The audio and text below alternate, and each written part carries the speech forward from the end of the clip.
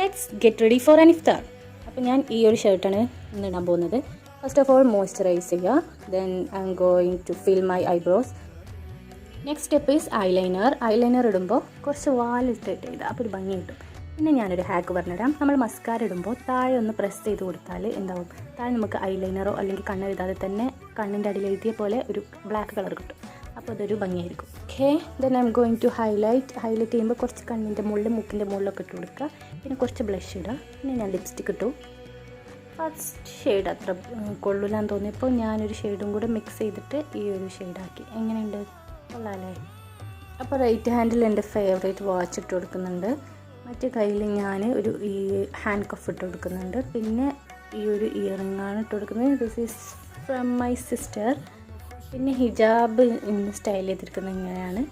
അപ്പോൾ ഓക്കെ, പോയിട്ട് വരാം. ബൈ. അപ്പോൾ എല്ലാവരും സബ്സ്ക്രൈബ് ചെയ്യുക, സപ്പോർട്ട് ചെയ്യുക.